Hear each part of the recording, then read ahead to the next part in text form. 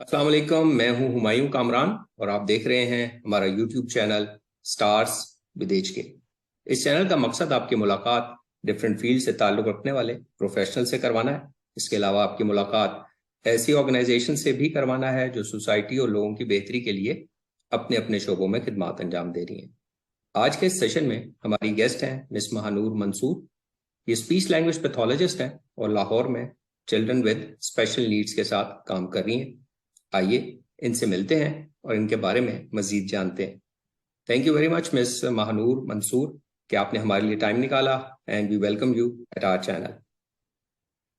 Thank you so much, sir. I am grateful you provide me the opportunity to join your platform and providing the information regarding me and my field, how I work with special needs children. So thank you so much for your platform to give me this opportunity. Okay जी, तो सबसे पहले तो हम यहीं से शुरू कर लेते हैं। ज़रा हमारे व्यूअर्स को अपनी एजुकेशन के बारे में थोड़ा बताइए, स्पेशली वो एजुकेशन जो इस फील्ड से रिलेटेड है। Sir, I started with the aim of doing MBBS, but in my profession, when I go for MD-CAT, I find out that there are many other professions that can deal with the individual other than MBBS. And after doing that MBBS, MD-CAT, when I didn't qualify for that, I go for the other option. और उस option से मुझे जो सारी information gather की और मैंने सब कुछ देखा, तो speech language pathologist is that field that is related to very vast variety of fields like neurologist, ENT specialist, psychiatrist, psychologist. That's why I choose that field. So can I not only explore my field, but I get in touch with other medical fields. तो ये मेरी थी choose करने के पीछे कि I use the speech language pathologist as my field. और then फिर मेरी जर्नी का आगाज हुआ as a speech language pathologist from my study career. Right, तो अपनी जर्नी के बारे में भी अगर मुख्तसर बता सकें कि कहाँ से स्टार्ट किया और अभी कब से शुरू किया था और कितना एक्सपीरियंस हो चुका है और किधर। मैंने 2000 जी जी बिल्कुल ऐसा है, मैंने 2014 में स्टार्ट किया था from King Edward Medical University as a speech language pathologist. I doing my BS honors in speech language pathology from King Edward Medical University.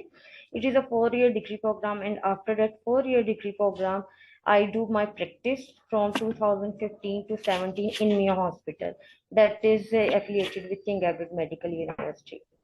And after that, I do Hamza a job in Hamza Foundation after my graduation.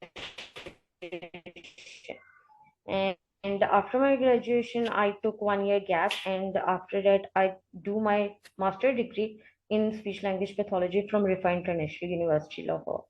In during that time period of my education, I also continue my practical working as a speech language pathologist.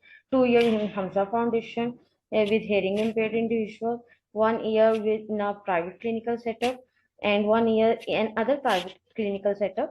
And in evening timing, I continue my job in the consult as a consultant speech language pathologist in Surya Azim Hospital from 2018 till now.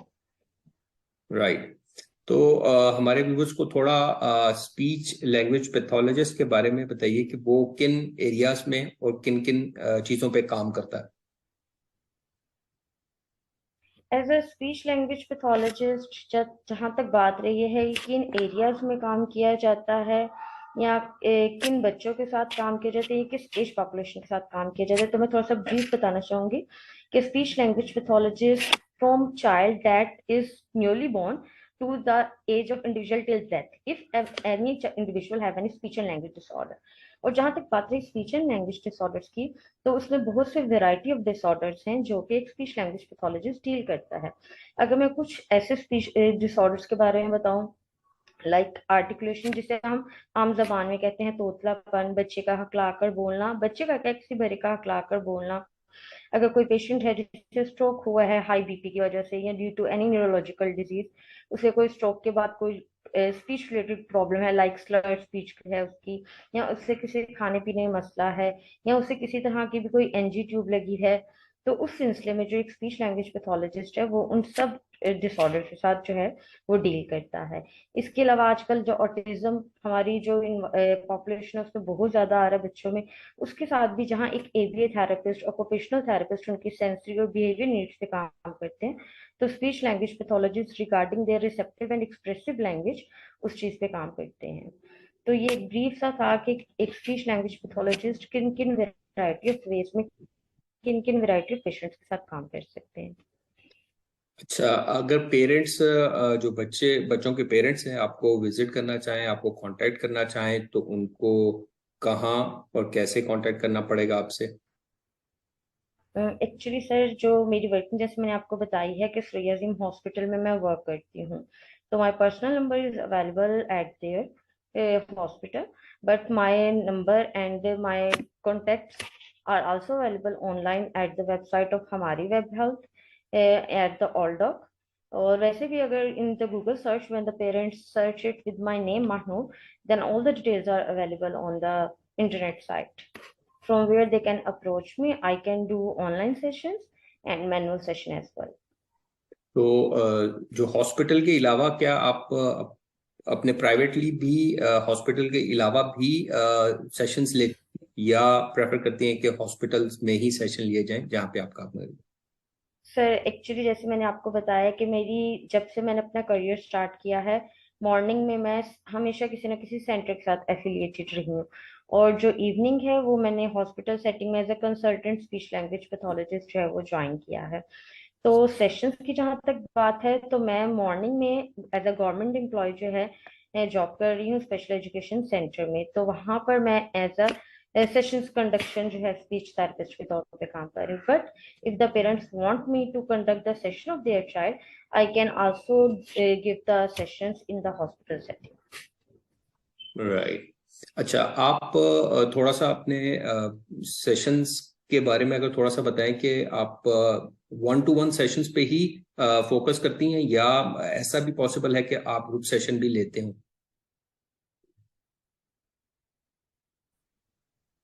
Sir ये depend करता है बच्चे की need पर, individual की need पर, क्योंकि speech therapy जब हम स्टार्ट करते हैं they are some basic requirement, यानी कि एक कुछ बेसिक रिक्वायरमेंट्स हैं, अगर वो फुलफिल हो तो फिर हम उसकी डिपेंडेंसी पे देखते हैं कि बच्चा इंडिविजुअल सेशन के लिए क्वालिफाई कर या क्राइटेरिया के अकॉर्डिंग ग्रुप सेशंस के लिए। क्योंकि जब बच्चे की स्पीच डेवलप नहीं होती तो उसके पीछे में रीजन होता है बच्चे की बात करते हैं, तो the best possible way is the 1-to-1 session.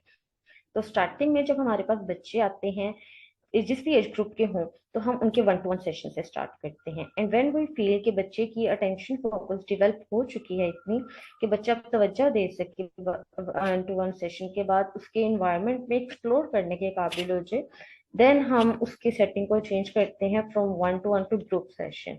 But in that group session हम ग्रेजुअली एड ऑन करते हैं इंडिविजुअल्स को, ताकि सम टाइम बच्चे स्ट्रेंजर एंजाइटी की वजह से रिग्रेस करना स्टार्ट कर देते हैं, सम टाइम एक्सेप्टेंस नहीं होती या शाय फील करते हैं। तो इन सब चीजों को देखते हुए हम मिक्सचर ऑफ सेशन यूज करते हैं, individual sessions and moving toward the group session. Right.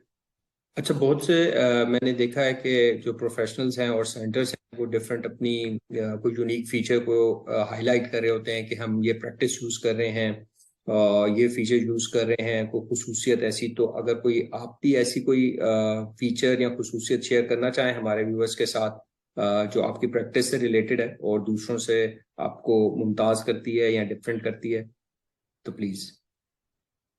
Ji sir ऐसा है, as my personal experience I always see that कि कुछ थेरेपिस्ट या कुछ प्रोफेशनलिस्ट ऐसे हैं कि जो बच्चों के साथ, जब खासतौर पर बच्चों से इसलिए बात करें क्योंकि जो एडल्ट होते हैं वो मैनेज्ड होते हैं, बच्चों के साथ काम करना डिफिकल्ट होता है।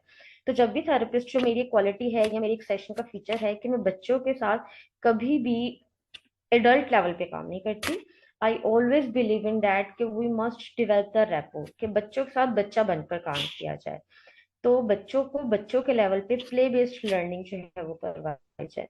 तो this is one of the unique quality that I can say कि मैं अपने सेशंस में यूज करती हूँ, वेरी फर्स्ट टाइम चाइल्ड के साथ इंटरेक्शन पे उस पर फोर्स नहीं करना चाहिए कि नहीं ये आपने करना ही करना है।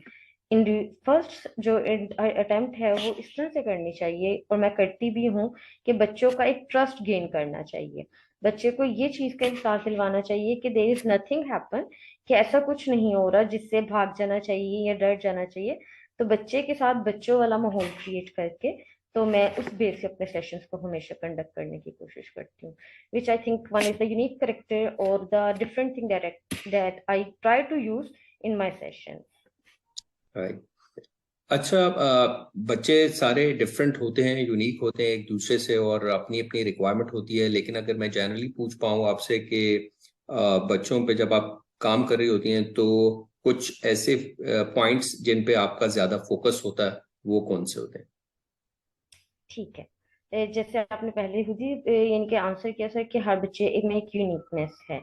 लेकिन अगर हम किसी बच्चे के, जैसे as a speech language pathologist, parents मेरे पास आए हैं और वो चाहते हैं कि मैं उनके बच्चों के साथ काम करूं, तो ऐसा है कि स्पीच की development is like a development of a building. कि स्पीच की जब भी बात आती है, पेरेंट्स एक्सपेक्ट दैट कि बच्चा जो है बोलना कब शुरू करेगा। तो बोलने से पहले कुछ चीजें आती हैं which are the requirement prerequisite that we need to develop in the child for the development of expressive language. और अगर हम उन प्री रिक्विजाइट की बात करें तो उसमें बच्चे की अटेंशन स्पैन, बच्चे की तवज्जो देना, उसका एक जगह पे टिक कर बैठना, ऑनसेट बिहेवियर, और उसकी जो अंडरस्टैंडिंग ऑफ लिसनिंग है वो बहुत अच्छी होनी चाहिए। जैसे कि हम सुनते तो सब कुछ है, लेकिन जो चीज हम तवज्जो से सुनते हैं वो चीज जो है हम ज्यादा फोकस करते हैं। तो जब भी मैं बच्चों के साथ काम स्टार्ट करती हूँ, या बच्चों की जिस लर्निंग ग्रोथ और पावर पे सबसे पहले फोकस करती हूँ, वो ये चीज है। बाकी इंडिविजुअल टू इंडिविजुअल वेरी करता है। जैसे कि अगर बच्चा हेयरिंग इम्पेयर्ड है और एक बच्चा ऑटिस्टिक है, तो ऑटिस्टिक बच्चा अगर ये तीनों फीचर्स नहीं शो कर रहा है, कि उसमें ऑनसेट नहीं है, हेयरिंग नहीं है, अटेंशन नहीं है, तो मैं उन तीनों फीचर्स पे काम करूंगी। और अगर बच्चे के बिहेवियर के साथ साथ आ रहे हैं, तो आई कुड रिकमेंड कि मैं उसके बिहेवियर सेल्फ मैनेज भी कर सकूं और उसे किसी एबीए थेरेपिस्ट के पास भी रेफर कर सकूं। लेकिन अगर हेयरिंग इम्पेयर्ड एक बच्चा है, तो उसकी ज्यादा जिस चीज में मैं फोकस करूंगी वो उसकी विजुअल और हेयरिंग पे काम करूंगी। तो it's depend on the individual, but these are the first prerequisite learning setups that I start to work, और देन ग्रेजुअली उस बेस पे हम स्टार्ट करते हैं फर्दर वर्क करना। ओके। मैंने ये देखा कि आपकी फील्ड में अपनी नॉलेज को, अपनी जो रेगुलर अपडेट है अपनी एजुकेशन को, ट्रेनिंग को, उस पर भी फोकस करने की काफ़ी ज़रूरत होती है, क्योंकि नई नई रिसर्चेज और टेक्निक्स भी आती रहती हैं। तो आप अपनी एजुकेशन या ट्रेनिंग को अपडेट करने के लिए उस तरफ भी तवज्जो देती हैं?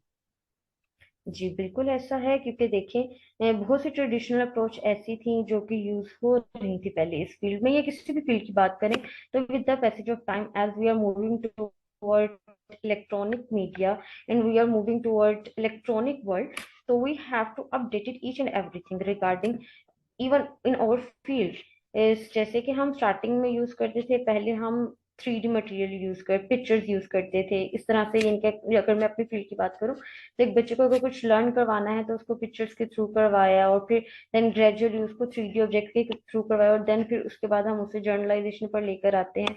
तो हम उसके लिए नेचुरल इन्वायरमेंट में चीजें यूज करते हैं। तो इसी तरह से अगर हम अपने आप को अपडेट रखना चाहते हैं, तो हमें ये भी जरूर करना चाहिए कि हम देखें what are the traditional approaches, क्योंकि जो एक अप्रोच एक बच्चे के साथ यूज हो रही है, मे बी दूसरे बच्चे के साथ वो टेक्निक यूज ना हो सकती हो, क्योंकि every child is unique in its feature and perception. तो हमें बच्चे के रिसेप्शन और परसेप्शन दोनों के अकॉर्डिंग यूनिकनेस लाने के लिए अप टू डेट रहना पड़ता है। और in that field evidence based practice is much more important, कि हम बच्चे के साथ वही काम करें जिससे रिलेटेड एविडेंस हो। जैसे कि अगर हम कहें कि अंधेरे में तीर नहीं चला सकते हम, तो हमें जो है उस तीर को एक्यूरेट निशाने पे रखने के लिए एविडेंस बेस्ड प्रैक्टिस करनी है, और उसके लिए ट्रेनिंग बहुत जरूरी है। राइट। तो अपनी ट्रेनिंग पे तो आप तवज्जो दे रही हैं, तो पेरेंट्स की भी ट्रेनिंग काफ़ी ज़रूरी होती है, क्योंकि बहुत ज़्यादा टाइम तो उन्होंने, बच्चों ने अपने पेरेंट्स के साथ गुजारना होता है। तो उसकी तरफ तवज्जो कैसे देती हैं आप? बिल्कुल सर, आपने बिल्कुल ठीक कहा है। जब भी पेशेंट आते हैं मेरा सबसे पहले पेरेंट्स से यही होता है कि if you want to enhance your child skill, और अगर आप चाहते हैं कि आपके बच्चे में इम्प्रूवमेंट आए, तो बच्चे के लिए टू वे काम करना बहुत ज़रूरी है। थेरेपिस्ट तो इटसेल्फ अपनी कोशिश करता ही है, लेकिन थेरेपिस्ट के साथ बच्चे ने सेशन, जो एक हमारा क्राइटेरिया है आइडियलाइज, वो ये है कि 30 to 45 मिनट का सेशन हो। But in 24 hour one day की अगर हम बात करें, तो बच्चे के जितने भी सोने के अलावा, उसके उठने बैठने खेलने के अलावा जो बाकी टाइम है, अगर वो हम उसको क्वालिटी टाइम देना चाहते हैं, तो parents must be trained. Parents को पता होना चाहिए कि बच्चे के साथ कैसे काम करना है, किन पॉइंट्स पे काम करना, what are the strength and what are the weaknesses, how to use the strength to, तो उसकी वीकनेसेस को काम करने के लिए कैसे बच्चे की स्ट्रेंथ पे काम करें। तो उसके लिए मैं हमेशा इस चीज पे बिलीव करती हूँ कि parent must be the part of training and sessions, so that they can be trained how to handle that child at home. Right. तो इसका मतलब है कि आप जो पेरेंट्स को अक्सर डिमांड होती है कि हमें ऑब्जर्व करने दें सेशन को, ताकि हम देख भी सकें, तो उसको भी आप अलाउ करती हैं या किसी हद तक उसको भी साथ लेके चलती हैं? जी बिल्कुल ऐसा है। बेसिकली जब हम बच्चे के साथ काम कर रहे होते हैं, तो हमें ये भी देखना होता है कि बच्चा जो है पेरेंट्स को कंफर्ट जोन मानते हुए वैसा रिस्पॉन्स समटाइम नहीं कर पाता जो कि वो एक स्ट्रेंजर्स के साथ कर पाए। इसीलिए मैं सबसे पहले बच्चे के साथ रैपो बिल्डिंग पे काम करती हूँ, और फिर उसके बाद जब बच्चे के साथ काम करना स्टार्ट करती हूँ, तो हमारी जो रूम सेटिंग है वो इस वे में होती है कि या तो वहाँ पे कोई ग्लास हो, या फिर कुछ ऐसी हो जिसके थ्रू जो पेरेंट्स हैं वो अपने बच्चे को ऑब्जर्व करते हैं, because it is the right of the parents to know कि उनके बच्चों के साथ क्या किया जा रहा है। ये चीज तो जरूरी है कि ट्रेनिंग हो, लेकिन उसके साथ पेरेंट्स अगर इतना पे आउट कर रहे हैं, ट्रस्ट करके आ रहे हैं थेरेपिस्ट पर, स्पीच लैंग्वेज पैथोलॉजिस्ट पर, या किसी भी पर्सन, प्रोफेशनल पर्सन पर, तो दे मस्ट नो कि what is doing inside the room with their child. तो मैं बिल्कुल इस चीज से बिलीव करती हूँ कि पेरेंट्स को ऑब्जर्वेशन करने की इजाजत देनी चाहिए, और पेरेंट्स को भी इस चीज को समझना चाहिए कि टू मच ऑब्जर्वेशन नहीं। जैसे अगर बच्चा वीक में हमारे पास 5 डेज आ रहा है सेशन के लिए, तो 2 days they observe the session so they can implement at home, and बाकी जो 3 डेज हैं हम वो बच्चे के साथ अच्छे तरीके से काम कर सके। तो उसके लिए चाहे हम पेरेंट्स को in the form of recordings provide करें, वीडियो रिकॉर्डिंग, या हम उन्हें जो है वो ऑन स्पॉट जो है ऑब्जर्वेशन प्रोवाइड करें, बट इन द हिडन वे, कि बच्चे को आइडिया ना हो कि someone is watching me, observing me, but definitely parents should observe the session of their child. Okay. अच्छा, दूसरा आपने ये भी जिक्र किया कि वो पेरेंट्स पे कर रहे होते हैं, वो मैं ये पूछना चाहूँगा, और पेरेंट्स भी ये जानना चाहेंगे कि आप के फीस या चार्जेस सेशंस के हिसाब से कैसे होते हैं, क्या होते हैं, उसके बारे में अगर बता सकें। ऐसा है सर कि regarding the charges there are two options. मैं फॉर्मल असेसमेंट भी करती हूँ और इनफॉर्मल भी करती हूँ। जो फॉर्मल असेसमेंट है उसके चार्जेस स्लाइटली हायर हैं। हायर इन दैट सेंस कि फॉर्मल असेसमेंट में प्रॉपर डॉक्यूमेंटेशन की जाती है, डायग्नोसिस दिया जाता है, टेस्टिंग अप्लाई की जाती है, और उसके अकॉर्डिंग उसके चार्जेस जो है वो 4,000 है। But it's not hard and fast rule. अगर in Pakistan what is the high level of महंगाई और ये सारा, तो उसकी वजह से जो है पेरेंट्स के उसके अकॉर्डिंग मैं कंसेशन कर देती हूँ। और जहां तक बात रही इनफॉर्मल असेसमेंट की, उसके इनिशियल चार्जेस जो हैं वो 1,000 हैं। बट के आफ्टर फॉर्मल और informal assessment the regular session charges जो हैं वो 700 हैं। क्योंकि देखिए स्पीच लैंग्वेज पैथोलॉजिस्ट या किसी भी, अगर हम थेराप्यूटिकल ट्रीटमेंट के बारे में बात करते हैं, तो दिस इज नॉट लाइक कि वन टाइम मेडिसिन दी और बात खत्म हो गई। ये एक slow and steady progress the race वाली बात है कि बच्चे के ऊपर throughout maybe 3 months, maybe 4 months, maybe 1 year, 2 year, इस तरह से वर्क करना पड़ता है, जो कि पेरेंट्स की जेब पे बहुत ज्यादा भारी होता है। तो उस चीज को देखते हुए ह्यूमैनिटी को सर्व करने के लिए आफ्टर द असेसमेंट चार्जेस, जो पर रेगुलर सेशन मेरे चार्जेस हैं वो 700 है। राइट। अच्छा, इसके अगर मैं ये पूछना चाहूँ कि पेरेंट्स हमसे काफ़ी दफ़ा पूछते हैं कि वो कैसे एक अच्छे प्रोफेशनल की खिदमत हासिल कर सकते हैं, वो कौन से पॉइंट्स हैं जो उनको देखने चाहिए किसी भी प्रोफेशनल की सर्विसेज लेने से पहले, तो आप उनको क्या मशवरा देंगे? सर बात ऐसी है कि पेरेंट्स जो हैं आजकल, जैसे इंटरनेट का जमाना है, ये पेरेंट्स बहुत ज्यादा जो है स्टडी करके आते हैं। कुछ पेरेंट्स ऐसे हैं जो ओवर स्टडी करने की वजह से किसी भी थेरेपिस्ट को बिलीव नहीं कर पाते कि ये थेरेपिस्ट अच्छा है या ये थेरेपिस्ट अच्छा है। एक क्वालिटी जो पेरेंट्स का राइट भी है और पेरेंट्स इसकी बेस पे थोड़ा जज भी कर सकते हैं इज द क्रीडेंशियल्स, कि आप जिस भी थेरेपिस्ट के पास जा रहे हैं आपको पता होना चाहिए कि ही इज कैपेबल, कि उसने एक प्रॉपर डिग्री ली है, उसकी प्रॉपर जो है वो एक्सपीरियंस उसमें कितना है। पेरेंट्स को ये क्वेश्चनिंग जरूर करनी चाहिए। लेकिन आफ्टर दैट पेरेंट्स शुड, अगर उन्होंने उसकी डिग्री की बेस पर या इस बेस पे कि हाँ वो एक्सपीरियंस है या नहीं है, उसकी बेस पे डिसाइड किया है कि मैंने अपने बच्चे को इस थेरेपिस्ट के पास भेजना है, तो they must show some patience, उन्हें टाइम देना चाहिए। कुछ पेरेंट्स ऐसा करते हैं कि वो सुनते हैं कि किसी का बच्चा जो है इस थेरेपिस्ट से चला है, वो उसकी बात देखते देखते आ जाते हैं, लेकिन 2 महीने बाद 3 महीने बाद चेंज कर लेते हैं कि नहीं वो अच्छा नहीं था। तो that is not about the therapist, ये होती है पेरेंट्स की जल्दबाजी। और जैसे मैंने आपको बताया कि हर बच्चे की कैपेबिलिटी डिफरेंट होती है, तो मे बी वो बच्चा जिसकी सक्सेसफुल स्टोरी सुन के वो आए, थेरेपिस्ट तो हर बच्चे पे एक जैसा काम करता है, लेकिन बच्चे की परसेप्शन एबिलिटी जो है वो पर्सन टू पर्सन और चाइल्ड टू चाइल्ड वेरी करती है। तो एक सिंपल शॉर्ट आंसर के एक क्या क्वालिटी देखनी चाहिए, तो this one is the credentials, and after the credentials जो पेरेंट्स ने अगर क्वेश्चनिंग किया, जैसे एक थेरेपिस्ट क्वेश्चनिंग प्रॉबिंग क्वेश्चनिंग करता है डायग्नोसिस के लिए, पेरेंट्स को भी क्वेश्चनिंग करनी चाहिए कि आपने कहाँ से की है आपका जो एक्सपीरियंस है वो किन बच्चों के साथ है, किस पॉपुलेशन के साथ है, कितना वर्किंग एक्सपीरियंस है, और इस तरह से सब कुछ पूछना चाहिए। और अगर ये सारी चीजें उनके मयार पर, उनके क्राइटेरिया पर, उनकी क्वेश्चनिंग को सेटिस्फाइड करती हैं, then they should give time to the therapist to work on their child. अच्छा, एक चीज जो हम और पूछना चाहेंगे, अभी आपका कुछ एक्सपीरियंस भी है, इंशाल्लाह आपका एक्सपीरियंस और भी मजीद बढ़ेगा, तो आप क्या समझती हैं अभी तक एक्सपीरियंस जी आपके इस फील्ड की बेहतरी के लिए कुछ ऐसे आपके जहन में कोई चीज है जिस पे काम करने की जरूरत है, जिस पे काम बहुत कम होता है, या ऐसा पॉइंट जो कि हमें इस फील्ड की बेहतरी के लिए आगे फ्यूचर में जरूर करना चाहिए? जी सर, बिल्कुल ऐसा है कि जहां तक मुझे अब इस फील्ड में वर्क करते हुए ऑलमोस्ट 2017 टू 2025 ऑलमोस्ट 6 इयर्स होने वाले, but still the problem is that हमारी सोसाइटी में एक अलमिया ये है कि MBBS is all the thing.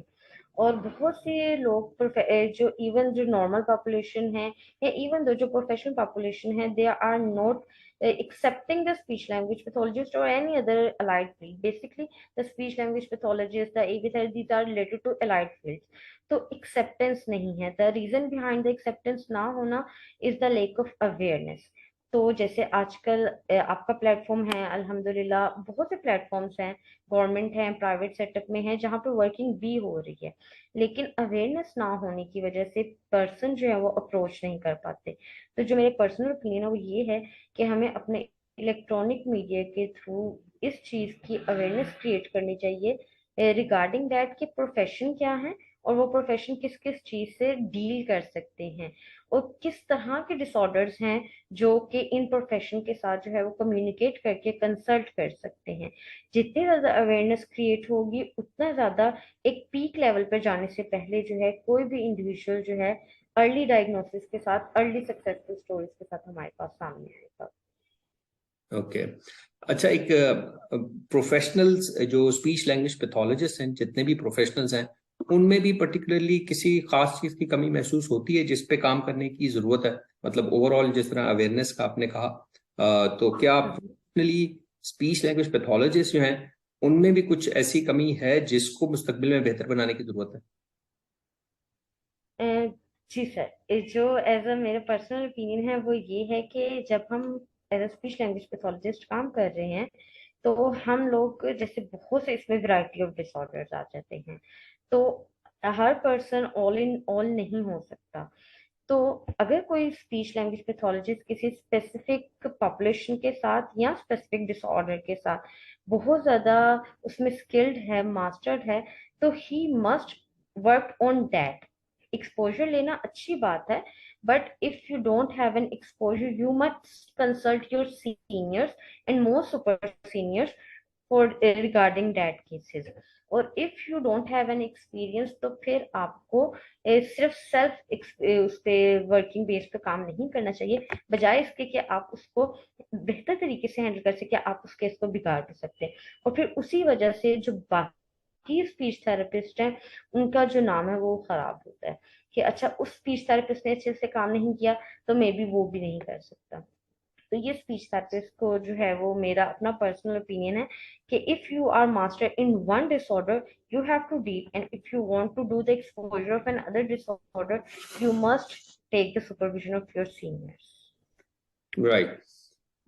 ये तो प्रोफेशनल्स को भी आपने बताया, और दूसरा आपने अवेयरनेस का भी जिक्र किया गवर्नमेंट लेवल पे भी और मीडिया के थ्रू भी। तो जनरली पेरेंट्स के लिए, आम पब्लिक के लिए कोई लास्ट में, बिल्कुल we are at the end of our interview, तो कोई लास्ट में कोई मैसेज अगर देना चाहें तो प्लीज। जी, पेरेंट्स के लिए मेरा ये मैसेज है कि अगर आपका बच्चा किसी स्पेशल नीड्स के साथ है तो उसकी स्पेशल का मतलब स्पेशल ही है। आप उसको ये समझते हुए कि वो कुछ नहीं कर सकता उसके हाल पे मत छोड़े, उससे काइंडली कंसल्ट करें किसी भी इनकी जो भी डिसऑर्डर है उसके अकॉर्डिंग जिस प्रोफेशनल के साथ वो कंसल्ट हो सकता है उसके साथ कंसल्ट करें। और एज सुन एज उसकी जो स्पेशल नीड वीकनेस है उसके ऊपर वर्क करते हैं, उसी वीकनेस को उसकी स्ट्रेंथ जरूर बनाए, ताकि कल को आपका वो बच्चा भी सोसाइटी में किसी ना किसी तरह अपना रोल प्ले कर सके। और अगर रोल प्ले नहीं भी कर पा रहा तो फंक्शनल इंडिपेंडेंट सक्सेसफुल लाइफ जो है वो जरूर गुजार सके। राइट। तो इसी मैसेज के साथ we are at the end of our interview. मैं दोबारा मंसूर आपका शुक्रिया अदा करना चाहूँगा, और हम उम्मीद करते हैं कि ये इन्फॉर्मेशन जो हमें आपके बारे में मिली है और आपके काम के बारे में मिली है, ये उन पेरेंट्स के लिए जो उस एरिया में ऐसी सर्विसेज या ऐसे प्रोफेशनल की तलाश में होते हैं, तो वो उनके लिए ज़रूर फ़ायदेमंद होगी। तो thank you very much. Thank you so much, sir, once again for inviting me. I hope this interview will help the society and the parents who are very concerned about their child. Thank you so इंशाल्लाह, much. इंशाल्लाह। And thank you everyone as well for watching. और हम इंशाल्लाह एक नई guest के साथ अपने नेक्स्ट एपिसोड में आपके सामने दोबारा हाजिर होंगे। Until then, take care and अल्लाह हाफिज।